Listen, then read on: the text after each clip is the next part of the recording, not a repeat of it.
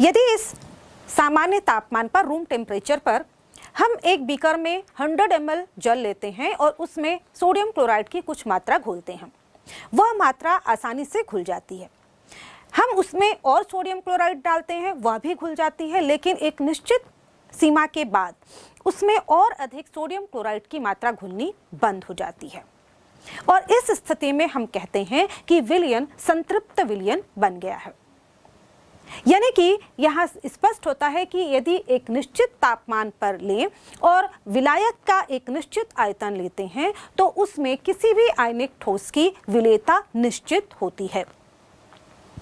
और इस तरह से हम विलेयता को परिभाषित कर सकते हैं। किसी निश्चित तापमान पर 100 ml विलायक में घुली हुई विलेय या सॉल्यूट की अधिकतम मात्रा उसकी विलेयता कहलाती है। और चूंकि जब उसमें किसी विलायक में किसी विलेय की अधिकतम मात्रा घुल चुकी होती है उसे हम संतृप्त विलयन कहते हैं। तो हम ये भी कह सकते हैं कि किसी निश्चित तापमान पर किसी निश्चित विलायक में किसी विलेय पदार्थ का संतृप्त विलयन बनाने के लिए हमें जितनी विलेय की मात्रा की आवश्यकता होती है उसे ही हम उस विलेय पदार्थ की उस विलायक में विलेयता कहते हैं। अब हम देखें कि प्रायः हम ऐसा सोचते हैं कि जितने भी आयनिक ठोस होते हैं या आयनिक सॉल्ट होते हैं वह जल में आसानी से घुल जाते हैं, लेकिन ऐसा नहीं है। ये घुलते तो हैं लेकिन इनकी विलेयता में अंतर होता है। उदाहरण के लिए यदि हम यहाँ पर सोडियम क्लोराइड लेते हैं, लिथियम फ्लोराइड लेते हैं, मैग्नीशियम क्लोराइड लेते हैं और बेरियम सल्फेट लेते हैं और उनकी निश्चित मात्रा को एक निश्चित मात्रा के जल में, निश्चित आयतन के जल में घोलने का प्रयास करते हैं, हम देखेंगे कि निश्चित तापमान पर सोडियम क्लोराइड और मैग्नीशियम क्लोराइड तो उसमें आसानी से घुल जाते हैं, लेकिन लिथियम फ्लोराइड और बेरियम सल्फेट वो उसमें नहीं घुलते हैं। इसका मतलब यह है कि सभी आयनिक ठोसों की जल में विलेयता एक समान नहीं होती है। वास्तव में किसी भी आयनिक ठोस की जल में विलेयता दो बातों पर निर्भर करती है। पहली, लवण की जालक ऊर्जा यानी कि उसकी लैटिस एनर्जी, और दूसरी होती है जब हम उसे विलायक में घोलते हैं यानी कि वो विलयन अवस्था में होता है, उस समय विलयन में उसके आयनों की विलायकन ऊर्जा या सॉल्वेशन एनर्जी कितनी होती है। अब हम जानते हैं कि लैटिस एनर्जी, किसी भी सॉलिड या आयनिक ठोस की लैटिस एनर्जी क्या होती है। किसी भी आयनिक ठोस के एक मोल को उसके अवयवी आयनों में तोड़ने के लिए जितनी ऊर्जा की आवश्यकता होती है उसे हम उसकी लैटिस एनर्जी या जालक ऊर्जा कहते हैं।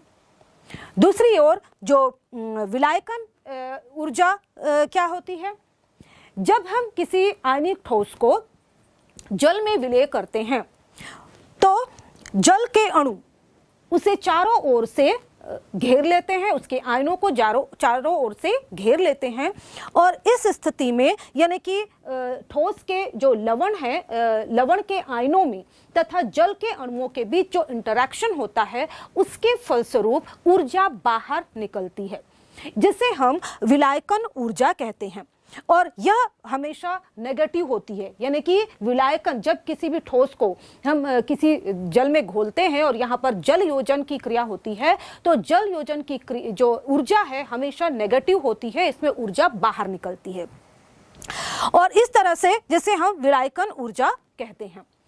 तो यहाँ पर किसी भी विद्युत अपघट्य या किसी भी आयनिक ठोस के जल में घुलना या ना घुलना इस बात पर निर्भर करता है कि उसकी लैटिस एनर्जी और उसकी सॉल्वेशन एनर्जी का मान क्या है। जब किसी ठोस के लिए या आयनिक ठोस के लिए उसकी लैटिस एनर्जी का मान कम होता है उसकी सॉल्वेशन एनर्जी से, तभी वह ठोस उस जल में या फिर उस विलायक में घुल पाता है। यहाँ पर हम बता दें कि जो विलायकन ऊर्जा होती है या सॉल्वेशन एनर्जी होती है वह विलायक के नेचर पर भी निर्भर करती है। यानी कि ध्रुवीय विलायकों के लिए प्रायः यह देखा जाता है कि ध्रुवीय विलायकों के लिए जो सॉल्वेशन एनर्जी का मान है वो अधिक होता है और इसीलिए जो आयनिक ठोस होते हैं ध्रुवीय विलायकों जैसे कि जल में आसानी से घुल जाते हैं, क्योंकि यहाँ पर जो ऊर्जा निकलती है, विलायकन ऊर्जा जो सॉल्वेशन एनर्जी निकलती है वह उनकी लैटिस एनर्जी की तुलना में अधिक होती है। दूसरी ओर जो अध्रुवीय विलायक होते हैं जैसे कि बेंजीन ले सकते हैं या फिर कैरोसिन ले सकते हैं या कार्बन टेट्राक्लोराइड लेते हैं, इनकी जो सॉल्वेशन एनर्जी होती है वो कम होती है और सॉल्वेशन एनर्जी कम होने की वजह से जब हम इसमें किसी विद्युत अपघट्य को या ठोस को आयनिक ठोस को इसमें घोलते हैं तो इनकी जो सॉल्वेशन एनर्जी इतनी अधिक नहीं हो पाती है कि वह आयनन एंथैल्पी से को पार कर पाए या अधिक हो पाए और यही वजह होती है कि ये जो आयनिक ठोस होते हैं अध्रुवीय विलायकों में नहीं घुलते हैं। तो इस आधार पर क्यों यहाँ पर हम देख सकते हैं कि प्रत्येक लवण की एक निश्चित तापमान पर किसी विलायक में एक निश्चित विलेयता होती है। यदि हम जल की बात करें तो यहाँ पर भिन्न भिन्न प्रकार के लवण की निश्चित तापमान पर विलेयता भिन्न भिन्न होती है और इसी विलेयता के आधार पर हम लवण को 3 कैटेगरी में बांट सकते हैं। सबसे पहले वर्ग में हम उन लवण को रखते हैं जिनकी विलेयता 0.1 मोलर से अधिक होती है और ऐसे आयनिक ठोसों को हम विलेय कहते हैं। दूसरे कैटेगरी में हम उनको रखते हैं जिनकी विलेयता 0.1 मोलर से तो कम होती है लेकिन 0.01 मोलर से अधिक होती है और ऐसे आयनिक ठोसों को हम कम विलेय ठोसों की कैटेगरी में रखते हैं। और तीसरे प्रकार के जो लवण होते हैं आयनिक ठोस होते हैं उनकी विलेयता 0.01 मोलर से भी कम होती है। ऐसे ठोसों को हम अविलेय या अल्प विलेय की कैटेगरी में रखते हैं। अब यहाँ पर हम देखते हैं एक उदाहरण कि जो अल्प विलेय ठोस होते हैं इनकी विलेयता किस प्रकार से प्रभावित होती है। तो इसे हम देखते हैं। मान लीजिए यहाँ पर हमने उदाहरण लिया है एक अविलेय। आइए अब हम एक अल्प विलेय आयनिक ठोस अल्प विलेय आयनिक लवण का उदाहरण लेते हैं और इसकी विलेयता के विषय में जानते हैं। यहाँ पर हमने उदाहरण लिया है बेरियम सल्फेट का जो कि एक अल्प विलेय आयनिक लवण है। एक बेरियम सल्फेट का विलयन लेते हैं और उसे जल में विलेय करते हैं तो कुछ मात्रा में बेरियम सल्फेट विलेय होता है और उसके पश्चात जो अविलेय बेरियम सल्फेट है वह उस बीकर की तली पर स्थिर हो जाता है। अब यहाँ पर हम देखें कि यहाँ जो बेरियम सल्फेट है वह आयनित होकर बेरियम 2+ आयन और SO4 2- आयन में टूटता है। यहाँ पर चूंकि बेरियम सल्फेट एक धीमी गति से विलेय हो रहा है और इसीलिए ये जो क्रिया होती है यह उत्क्रमणीय क्रिया होती है, यानी कि बेरियम सल्फेट टूटकर जिस गति से बेरियम 2+ आयन और सल्फेट 2- आयन बनाते हैं उस दूसरी ओर बेरियम 2+ आयन और सल्फेट 2- आयन आपस में जुड़कर यहाँ पर बेरियम सल्फेट का निर्माण भी करते रहते हैं। यानी कि यहाँ पर बेरियम सल्फेट का विलयन और जो अविलेय बेरियम सल्फेट जो कि ठोस के रूप में बीकर की तली पर है उनके बीच एक गतिक साम्यावस्था स्थापित हो जाती है और इसलिए यहाँ पर यदि हम इस इक्वेशन के लिए साम्यावस्था स्थिरांक का मान देखें तो ये होगा K = बेरियम 2+ आयनों की मोलर कंसंट्रेशन इनटू सल्फेट 2- आयनों की molar concentration divided by barium sulphate की कंसंट्रेशन। और यहाँ पर हम जानते हैं कि जो बेरियम सल्फेट है वह सॉलिड है, ठोस अवस्था में है, और ठोस अवस्था की जो कंसंट्रेशन है वो स्थिर होती है, इसीलिए हम इसे स्थिरांक की तरफ ले आते हैं। और इस तरह से हमारे पास जो एक नया क्वेश्चन मिलेगा वो हो जाता है कि बेरियम सल्फेट की concentration is equal to barium 2 plus आयनों की कंसंट्रेशन इंटू सल्फेट 2 माइनस आयनों की कंसंट्रेशन। इसी तरह से यहाँ पर जो हमें एक नए साम्य अवस्था स्थिरांक प्राप्त होगा, इसे हम लिखेंगे KSP, और KSP इज इक्वल टू होगा बेरियम 2 प्लस आयन की कंसंट्रेशन इनटू सल्फर 2 माइनस आयनों की कंसंट्रेशन। तो यहाँ पर ये जो KSP हमें प्राप्त हुआ है, इसे कहा जाता है विलेयता गुणनफल स्थिरांक या विलेयता गुणनफल।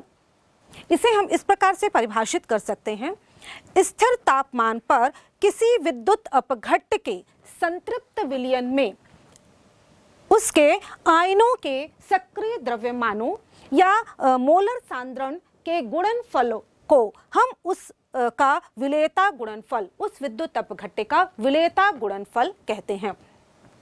यहाँ पर हम देखें कि जो बेरियम सल्फेट है उसके लिए विलेयता गुणनफल का जो प्रायोगिक मान होता है 298 केल्विन पर, 298 केल्विन पर इसका मान होता है 1.1 इंटू 10⁻⁻10, जो कि काफ़ी कम है, जो दर्शाता है कि 298 केल्विन पर इसकी जल में विलेयता काफ़ी कम होती है।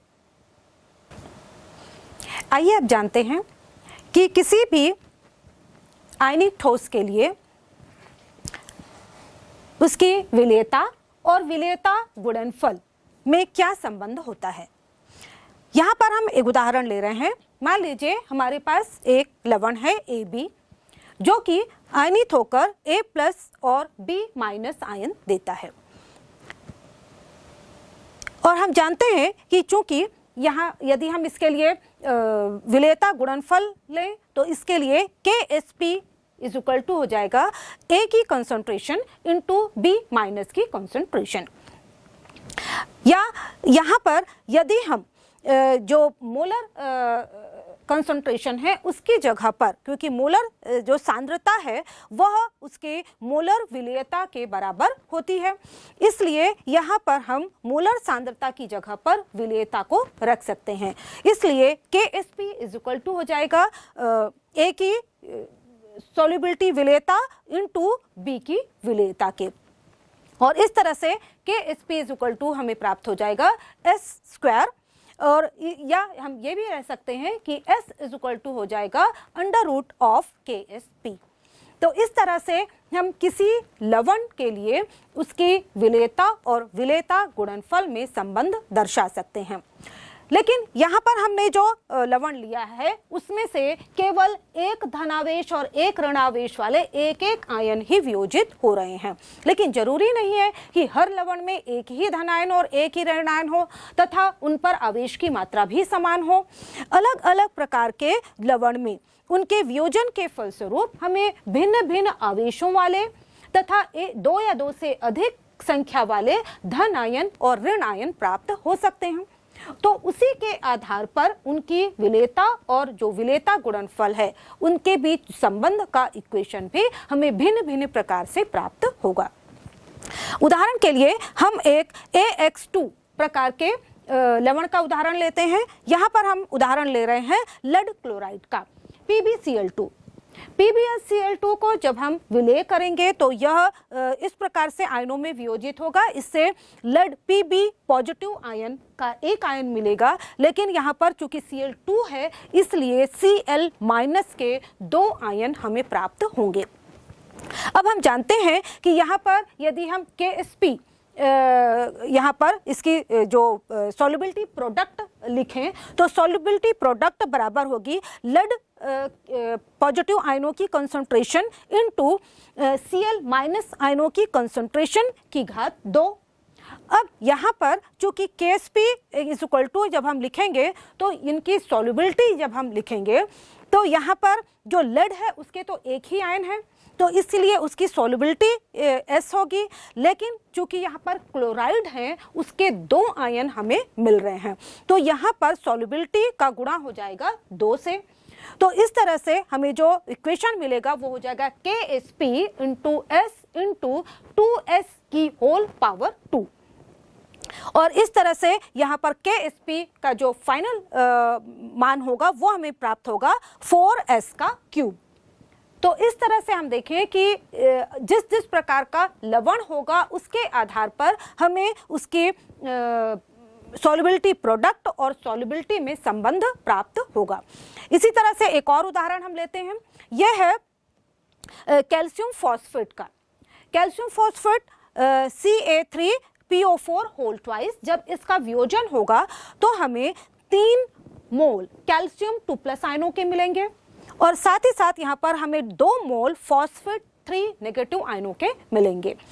अब यहाँ पर हम जानते हैं कि इसके लिए जब हम सॉल्युबिलिटी प्रोडक्ट लिखेंगे तो यह होगा 3Ca2+ के आयनों की कंसंट्रेशन इनटू यहाँ पर हम लिखेंगे 2PO4 3- आयनों की कंसंट्रेशन। अब यहाँ पर जब हम इसकी सॉल्युबिलिटी प्रोडक्ट लिखेंगे, पुनः इसे आगे लिखने पर यहाँ पर KSP इज इक्वल टू हो जाएगा 3s की होल क्यूब इंटू 2s की होल स्क्वायर। और इस तरह से यहाँ पर जब हम गुणा करेंगे तो हमें प्राप्त होगा 27s का क्यूब इंटू 4s का स्क्वायर। और इस तरह से जब हम 27 और 4 इनका गुणा करेंगे तो हमें वैल्यू मिलेगी, वो होगी 108 इंटू s की पावर 5। तो इस तरह से हम देख रहे हैं कि अलग अलग जो विद्युत अपघट या अलग अलग आयनिक ठोस होंगे उनके लिए उनमें उपस्थित आवेशों तथा उसमें उपस्थित आयनों की संख्या के आधार पर उनकी विलेयता गुणनफल और विलेयता में संबंध का इक्वेशन हमें प्राप्त होगा। आइए अब हम एक और ऐसे कारक के विषय में जानते हैं जो कि आयनिक लवणों की विलेयता को प्रभावित करता है, और वह कारक है कॉमन आयन इफेक्ट या सम आयन प्रभाव। हम जानते हैं कि जब किसी लवण को जल में विलेय किया जाएगा, मान लीजिए यहाँ पर AB एक लवण है जिसे हम विलेय करते हैं, तो यह A पॉजिटिव आयन और B नेगेटिव आयनों में टूट जाता है और यहाँ पर इनके बीच एक इक्विलिब्रियम आ जाता है। और हम जानते हैं कि इक्विलिब्रियम पर यहाँ पर इसके KSP और Q का मान एक दूसरे के बराबर हो जाता है। शुरू में यहाँ पर जैसे जैसे AB आयनों में टूटता चला जाएगा, उससे यहाँ पर जो Q का मान बढ़ता चला जाएगा और एक स्थिति ऐसी आएगी जब साम्यावस्था स्थापित हो जाएगी, उस स्थिति में यहाँ पर KSP और Q के मान एक दूसरे के बराबर हो जाएंगे। और इस स्थिति में यदि हम इस विलयन में दोनों जो उसके आयन हैं उसमें से कोई एक आयन जो कि समान आयन होगा उसमें यदि ऐड कर दें, तो हम जानते हैं कि जो लाशितेलिये के नियम के अनुसार ये जो अभिक्रिया है इसकी साम्यावस्था प्रभावित हो जाएगी और अभिक्रिया बैकवर्ड दिशा में चलने लगेगी, यानी कि वो अधिक मात्रा में पुनः जो हमारा अभिकारक है यानी कि AB को बनाने लगेंगे। इसे हम एक उदाहरण के द्वारा समझ सकते हैं। मान लीजिए हमारे पास है एक अमोनियम हाइड्रोक्साइड का विलयन।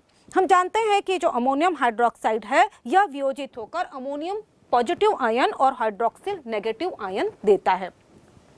ये धीरे धीरे वियोजित होता है और इसीलिए एक निश्चित समय के पश्चात इसमें साम्यावस्था स्थापित हो जाती है।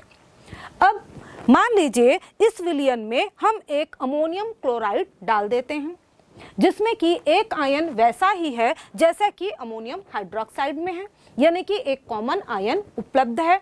जैसे ही हम इसमें अमोनियम क्लोराइड डालते हैं, क्योंकि अमोनियम क्लोराइड एक प्रबल विद्युत अपघट्य है और बहुत अधिक मात्रा में विलयन में अमोनियम आयनों को उपलब्ध कराता है, इस स्थिति में अब ये जो बहुत सारे अमोनियम आयन हैं यह पुनः अमोनियम हाइड्रोक्साइड के विघटन से प्राप्त जो हाइड्रोक्सिल आयन थे उनसे संयोग कर लेंगे और पुनः ये अमोनियम हाइड्रोक्साइड का निर्माण करेंगे।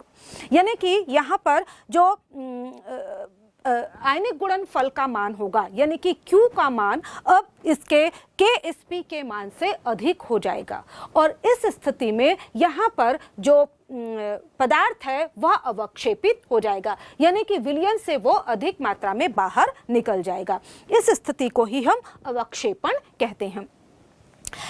इस कॉमन आयन प्रभाव का उपयोग बहुत अधिक रासायनिक क्रियाओं में होता है। जैसे कि उदाहरण के लिए इसका अनुप्रयोग हम कर सकते हैं अल्प विलेय विद्युत अपघट्य की विलेयता को ज्ञात करने में। हम जानते हैं कि जो अल्प विलेय विद्युत अपघट्य होते हैं उनकी आयनिक प्रोडक्ट और विलेयता में एक संबंध होता है। KSP संबंधित होती है उसकी सॉल्युबिलिटी से या विलेयता से। तो यदि हमें KSP की वैल्यू पता है तो हम उसके आधार पर उसकी विलेयता की गणना कर सकते हैं। दूसरी है जो महत्वपूर्ण उपयोग होता है ये कॉमन आयन प्रभाव का। ये कॉमन आयन प्रभाव ये अवक्षेपण अभिक्रियाओं में बहुत अधिक उपयोगी होते हैं। जैसे कि मैंने पहले बताया कि मान लीजिए कोई विद्युत अपघट्य है जो एक सामान्य रूप से आयनित होता है और एक साम्यावस्था स्थिति में इसमें उसके आयनिक प्रोडक्ट और इसके सॉल्युबिलिटी प्रोडक्ट यानी कि KSP और Q एक दूसरे के इक्वल आ जाते हैं। लेकिन इस स्थिति में ये जो विलयन है वह साम्यावस्था में रहता है, विलयन अवस्था में ही रहता है। लेकिन यदि हम इसमें कोई कॉमन आयन मिला दें जिससे कि Q का मान अधिक हो जाए, इस स्थिति में यहाँ पर जब Q का मान अधिक हो जाएगा तो अभिक्रिया बैकवर्ड दिशा में जाएगी, यानी कि जो हमारा मुख्य अभिकारक है उसकी मात्रा और अधिक बनने लगेगी और वह अधिक बनने की वजह से अब वह विलयन से बाहर आ जाएगा, यानी कि अवक्षेपित हो जाएगा। दूसरी स्थिति में यदि Q का मान जब तक कम रहेगा KSP के मान से, यानी कि उसके आयनिक गुणनफल का मान उसके विलेयता गुणनफल से यदि कम रहता है तो वह विलयन अवस्था में ही रहेगा। और तीसरी स्थिति में या हम ऐसे कह सकते हैं कि विलयन अभी असंतृप्त अवस्था में ही होगा। और जब Q का मान यानी कि आयनिक गुणनफल का मान विलेयता गुणनफल KSP के मान के बराबर हो जाता है तो हम कहेंगे कि विलयन संतृप्त विलयन अवस्था में होता है। इस तरह से यदि हमें किसी विलयन में से किसी भी पदार्थ को अवक्षेपित करना होता है तो उस स्थिति में हम उससे संबंधित कॉमन आयन का उपयोग करके उसके Q के वैल्यू को बढ़ा सकते हैं। जब Q की वैल्यू अधिक हो जाएगी वैसे ही जो पदार्थ है वह अवक्षेपित होकर विलयन से बाहर आ जाएगा। उदाहरण के लिए इसका उपयोग हम करते हैं नमक के शोधन में। जो भी अशुद्ध नमक, हमें जो समुद्र से जो नमक प्राप्त होता है उसमें बहुत सारी अशुद्धियां होती हैं। इसके शुद्धिकरण करने के लिए नमक का विलयन बना लिया जाता है, सोडियम क्लोराइड का हम संतृप्त विलयन बना लेते हैं और उसके पश्चात उसमें हाइड्रोक्लोरिक की जो गैस है HCl गैस को प्रवाहित करते हैं। हम जानते हैं कि जैसे ही सोडियम क्लोराइड में HCl जाती है और HCl चूंकि एक प्रबल विद्युत अपघट्य है इसलिए उसके द्वारा बहुत अधिक मात्रा में कॉमन आयन क्लोराइड प्रोवाइड किया जाता है।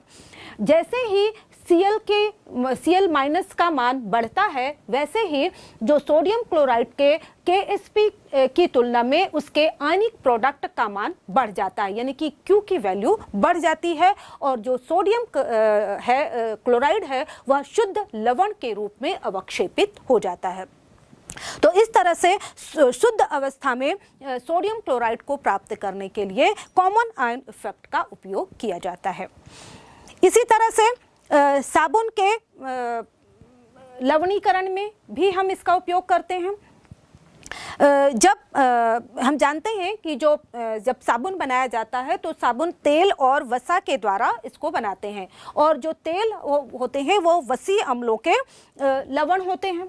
तो जैसे ही जो तेल जिसमें कि कार्बोक्सिलिक अम्ल उपस्थित होते हैं उसमें जब क्षार मिलाया जाता है तो वह क्षार की अधिक मात्रा जैसे ही हम उसमें मिलाते हैं तो वह साबुन यानी कि वसी अम्लों के सोडियम लवण के रूप में साबुन अवक्षेपित हो जाती है और इस तरह से साबुन का लवणीकरण किया जाता है।